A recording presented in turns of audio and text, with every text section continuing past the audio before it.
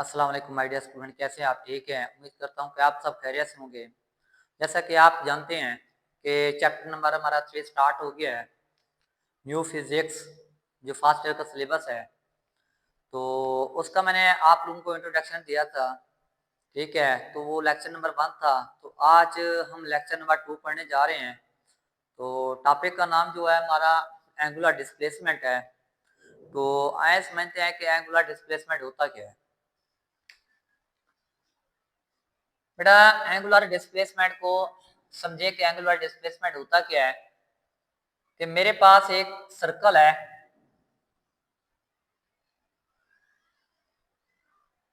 ये क्या है बेटा? एक सर्कल है। ओके, सर्कल के सेंटर से लगा के यहां तक ये हमारे पास क्या है? एक्स एक्सिस है। और ये हमारे पास क्या है? वाई एक्सिस है।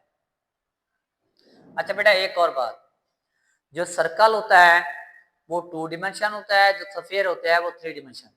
ओके बेटा, अब पॉइंट पी है जो यहां पे है, P1। अब फर्ज करें कि पॉइंट पी यहाँ पे मूव होते होते होते यहाँ पे आ गया है, तो ये इसका क्या कहलाएगा बेटा? Linear displacement. क्या कहलाएगा बेटा? Linear displacement. अगर पॉइंट पी को एंगल के तौर पर देखें तो ये इसका क्या कहलाएगा बेटा? एंगुलर डिस्प्लेसमेंट, जिसको हम थीटा से जाहिर कर रहे हैं। ओके, इस पॉइंट पी को एंगल के तौर पर देखें तो वो क्या कहलाएगा बेटा? Angular displacement. ओके बेटा। अच्छा बेटा, ये पॉइंट पी आते आते यहाँ पे आ गया, फिर मूव होते होते यहाँ पे आ गया, ये इसका क्या है? पॉइंट टू पे आ गया है। तो जैसे जैसे टाइम बढ़ता जाएगा बेटा, ठीक है, जैसे जैसे टाइम बढ़ता जाएगा तो हमारे पास ये एंगल जो थीटा है ये भी बढ़ेगा। समझ आ रही है? तो अब इसकी डेफिनेशन देखें बेटा, इसकी डेफिनेशन देखें। द एंगल सबटेंडेड, सबटेंडेड का मतलब होता है बेटा बनना। The angle subtended at the centre of a circle, circle के सेंटर में जो एंगल बनता है बेटा, बाय अ मूविंग बॉडी। अच्छा बेटा, बाय अ मूविंग बॉडी का मतलब यह है कि पॉइंट पी, समझ आ रही है? बाय अ मूविंग बॉडी का मतलब क्या बेटा? Point P along the circumference.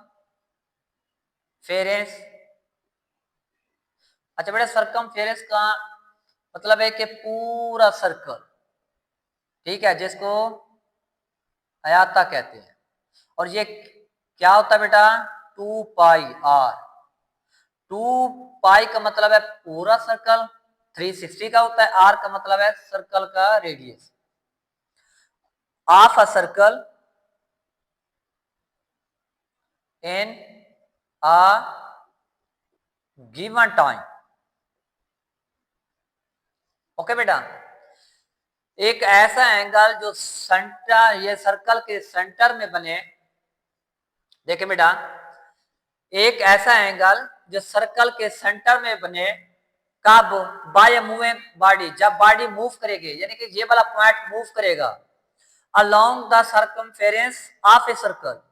तो बेटा, सर्कल को सर्कमफेरेंस कहते हैं बेटा, ठीक है। ये पॉइंट यहां से शुरू हुआ है, चलते चलते इसी पॉइंट पे आ गया है, तो ये किसके बराबर है? 2π। अब बेटा, यहां से जब मूव करेगा तो यहाँ पे पहुंचेगा तो उसको कुछ टाइम तो लगेगा। तो ये बात है कि इन अ गिवन टाइम।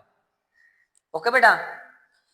अच्छा बेटा, एंगुलर डिस्प्लेसमेंट का जो सिंबल होता है उसको कैसे जाहिर करते हैं? तो उसको एंगल थीटा से, जिसको हम एक्सल वेक्टर भी कहते हैं। क्या कहते हैं बेटा? Axial vector. बेटा, एक्सल वेक्टर आम वेक्टर की तरह नहीं होता, ये एक ऐसा वेक्टर होता है ठीक है। जैसे आम वेक्टर जो हमारे पास linear displacement, linear velocity, linear acceleration है, ठीक है, तो वो हमारे पास क्या है, वेक्टर है। तो वो ये वाला वेक्टर उस वेक्टर की तरह नहीं है, ठीक है। और इसकी डिटेल में आगे जाके आपको बताऊंगा। ओके बेटा, अब देखें कि इसका सिंबल क्या बेटा, थीटा है, और ये क्या एक्सल वेक्टर है। अब देखें कि ये पॉइंट पी को यहां से शुरू हुआ, यहाँ पे आया है, तो इसको यहाँ पे पहुंचने में कोई टाइम लगेगा। तो आपकी बुक की थ्योरी यही कह रही है कि टी डेल टी थीटा, तो यहाँ पे जब पहुंचेगा पी पॉइंट तो एंगल क्या बनेगा, थीटा। तो जैसे जैसे टाइम बढ़ता जाएगा तो एंगल थीटा भी बढ़ता जाएगा। तो हम लोग लिख सकते हैं बेटा T plus del T theta plus del theta. तो ये आपकी बुक की थ्योरी है, समझ आ रही है। आप बेटा देखते हैं कि ये एंगुलर डिस्प्लेसमेंट जो है कि ये वेक्टर क्वांटिटी है या फिर स्केलर क्वांटिटी है। ओके बेटा, तो थीटा मैं यहां पे लिख रहा हूं बेटा, इसका मतलब है एंगुलर डिस्प्लेसमेंट। अब हम देखते हैं कि ये हमारे पास वेक्टर क्वांटिटी है या फिर स्केलर क्वांटिटी है। अब हमने देखना ये है कि ये जो एंगल थीटा है ये वेक्टर है या स्केलर है। तो देखें बेटा, वेक्टर क्वांटिटी, वेक्टर क्वांटिटी, और यहां पे मैं लिखूंगा स्केलर क्वांटिटी। ओके बेटा, वेक्टर क्वांटिटी कब होगा, for very small value of theta, value of theta. जब थीटे की वैल्यू बेटा स्मॉल होगी, छोटी होगी, कब, जब थीटा लेस देन 10 डिग्री से। बेटा जब थीटा 10 डिग्री से कम होगा तो फिर हम कहेंगे कि जो एंगुलर डिस्प्लेसमेंट है ये वेक्टर क्वांटिटी है, समझ आ रही है। अब स्केलर कब होगा बेटा, फॉर वेरी लार्ज, क्या बेटा, लार्ज वैल्यू ऑफ थीटा। अगर थीटा की वैल्यू 10 डिग्री से ज्यादा हो तो थीटा ग्रेटर देन 10 डिग्री, तो फिर हम कहेंगे कि बेटा ये क्या बेटा, स्केलर क्वांटिटी है, समझ आ रही है।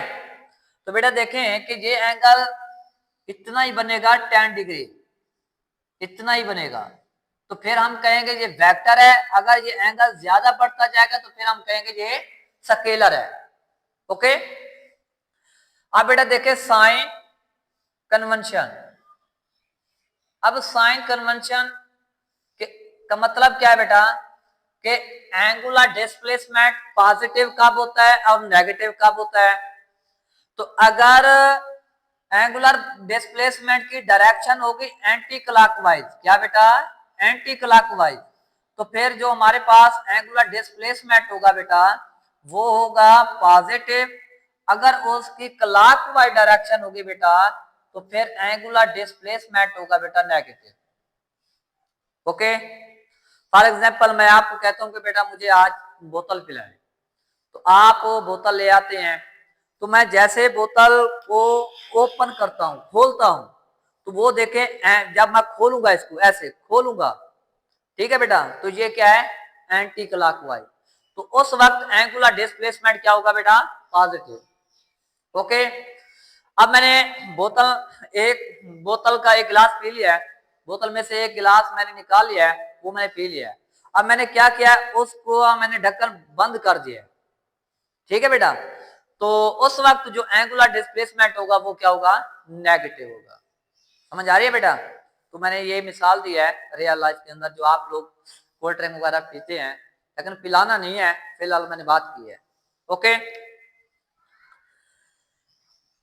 अच्छा बेटा, अब इसकी डायरेक्शन देखें कि एंगुलर डिस्प्लेसमेंट की डायरेक्शन क्या होती है, डायरेक्शन। तो बेटा डायरेक्शन देखने के लिए हम क्या इस्तेमाल करते हैं, राइट हैंड रूल। क्या बेटा इस्तेमाल करते हैं, राइट हैंड रूल, समझ आ रही है? राइट हैंड रूल, जिसको बेटा सिक्योर रूल भी कहते हैं। ओके बेटा, तो ये भी एमसीक्यू में आ जाए तो आपको पता होना चाहिए कि एंगुलर डिस्प्लेसमेंट के डायरेक्शन को जाहिर करने के लिए हम किसका इस्तेमाल करते हैं बेटा? राइट हैंड रूल या फिर सिक्योर रूल का। तो बेटा देखें कि जैसे मैंने अभी आपको मिसाल दी है, जैसे मैं बोतल का ढक्कन ओपन करूंगा, खोलूंगा, ठीक है, तो मैं ये बोतल मैंने ऐसे पकड़ी, इसको मैं खोलूंगा तो मेरी ये मैंने हाथ से पकड़ी हुई है, तो मेरी ये फिंगर जो है, ये देखिए फिंगर और थंब को देख ले बेटा, ये फिंगर है, ये किसको शो कर रही है बेटा? रोटेशन को। फिंगर किसको शो कर रही है बेटा? रोटेशन को। जो मेरा थंब है बेटा, ये एंगुलर डिस्प्लेसमेंट को शो कर रहा है। ओके बेटा देखें, finger curl, direction of rotation, किसको शो कर रही है बेटा? Direction of rotation. और जो थंब है बेटा, अरेक्ट, अरेक्ट का मतलब है बेटा सीधा, अरेक्ट थंब, जो थंब है बेटा ये डायरेक्शन ऑफ थीटा, तो ये थीटा को जाहिर कर रहा है बेटा। थीटे का मतलब है एंगुलर डिस्प्लेसमेंट, समझ आ रही है बेटा? थीटा का मतलब क्या है? Angular displacement. अब बेटा देखिए इसके यूनिट देख लें कि एंगुलर डिस्प्लेसमेंट के यूनिट कितने होते हैं। तो बेटा देखें यूनिट, तो बेटा एंगुलर डिस्प्लेसमेंट के 3 यूनिट है, तो देख लें, डिग्री, रेडियन, रेवोल्यूशन। ओके बेटा, रेवोल्यूशन का मतलब है बेटा चक्कर। इसके कितने यूनिट है बेटा? 3 है, डिग्री, रेडियन, रेवोल्यूशन। तो इसका ऐसा यूनिट कौन सा है? तो इसका ऐसा यूनिट बेटा है रेडियन, ठीक है। अब इसकी डिमेंशन क्या हो गए? इसके डिमेंशन, ओके बेटा, इसके कितने यूनिट है बेटा? 3 यूनिट है, डिग्री, रेडियन, रेवोल्यूशन। अब हम इसकी डिमेंशन की बात कर लेते हैं कि इसकी डिमेंशन क्या होगी। तो नो डिमेंशन, इसकी कोई डिमेंशन नहीं होती, समझ आ रही है बेटा? इसके कोई डिमेंशन नहीं होती, ठीक है। तो समटाइम कुछ ऐसे भी एमसीक्यू में आता है बेटा कि theta is equal to M naught L naught T naught, तो इसका मतलब बेटा क्या होता है? 1 होता है, M naught L naught T naught, तो जिसके ऊपर वैल्यू नॉट आ जाए, 0 आ जाए बेटा, तो वो 1 के बराबर होता है, ठीक है। तो अगर ऑप्शन ऐसे भी आ जाए तो आपको पता होना चाहिए कि नो डिमेंशन, ये डिमेंशन को शो नहीं करा, वैसे ये ठीक है, यहाँ पे 1 आता तो 1 के लिए वैसे शो करवा दिया है, ठीक है। एमसीक्यूज आपके लिए पूछा भी जा सकता है, आपसे ये भी पूछा जाता है कि डिमेंशन बताएं, एंगुलर डिस्प्लेसमेंट की डिमेंशन क्या होगी, तो 3-4 ऑप्शन दे सकता है, कि अगर आपको आता होगा तो आप वो टिक कर सकते हैं। ओके, अब बेटा हमने क्या करना है कि इस डिग्री और जो रेडियन है, ठीक है, इसका रिलेशन पढ़ना है, या फिर इसका प्रूफ भी आता है। क्या पढ़ने जा रहे हैं बेटा? डिग्री और रेडियन का रिलेशन पढ़ने जा रहे हैं। तो यहां पे मैं लिखने जा रहा हूं रिलेशन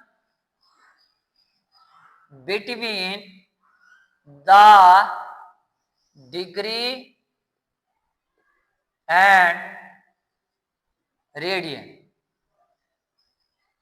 ये भी पूछा जा सकता है, या फिर पूछा जाता है प्रूफ दैट, प्रूफ करें, साबित करें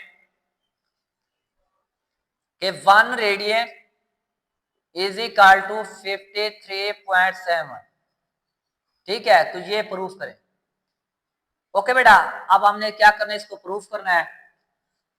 तो बेटा मैं इसका प्रूफ करने जा रहा हूं कि मेरे पास ये एक सर्कल है, ओके, सर्कल के सेंटर से लगा के सर्कल के किसी सरफेस तक का जो फासला होता है वो क्या है बेटा, रेडियस आर। अब पॉइंट पी ले लें, कोई भी चीज ले सकते हैं, तो ये मूव होते होते यहां पे आ गया, तो इसको क्या कहते हैं बेटा, लीनियर डिस्प्लेसमेंट, जिसको मैं एस से जाहिर कर रहा हूं। अगर बेटा ये रेडियस है तो इसका ये पोर्शन भी क्या होगा बेटा, रेडियस होगा आर, तो ये एंगल क्या बनेगा यहाँ पे, थीटा। अच्छा बेटा इसको आर्क लेंथ भी कहते हैं, लेंथ, ठीक है। अब ये जो हमारे पास लीनियर डिस्प्लेसमेंट और रेडियस, सर्कल का जो रेडियस है ये आपस में इक्वल होना चाहिए, समझ आ रही है। तो मैं लिख सकता हूं बेटा कि लीनियर डिस्प्लेसमेंट डायरेक्टली प्रोपोर्शनल है बेटा एंगुलर डिस्प्लेसमेंट।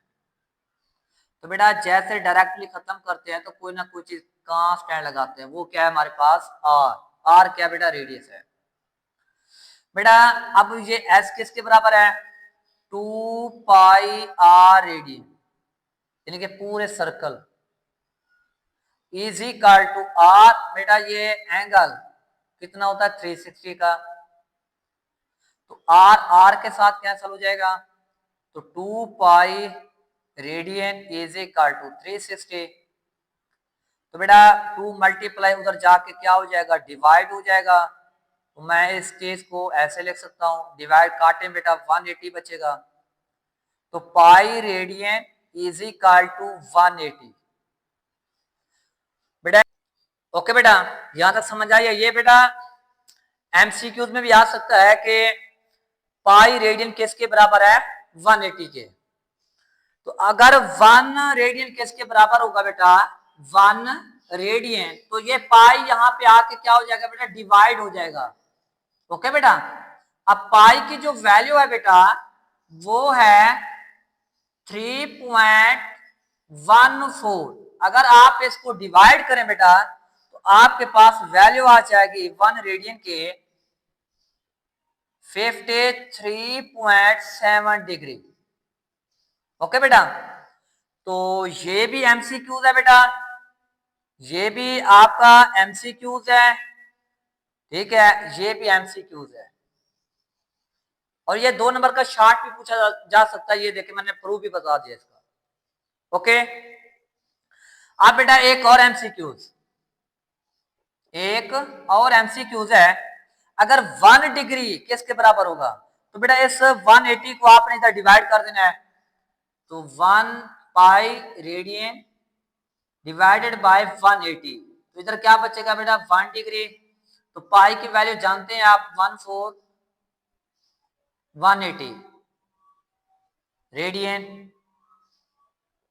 ओके बेटा, आप इसको डिवाइड करें तो जो वैल्यू आ जाएगी बेटा वो होगी 1 रेडियन के बराबर। ओके बेटा, तो आई होप, मैं उम्मीद रखता हूं कि बेटा आपको ये लेक्चर समझ आ गया होगा। तो बेटा आप अपना फीडबैक जरूर दिया करें कमेंट सेक्शन के अंदर। तो आप मेरा यूट्यूब चैनल भी देख रहे हैं तो आप अपने दोस्तों के साथ शेयर भी करें, ताकि ये इल्म का सफ़र होता है ये कंटिन्यूस रहे। अल्लाह ताला आपको कामयाबी दे, अल्लाह ताला सलामत रखे। अल्लाह हाफिज़।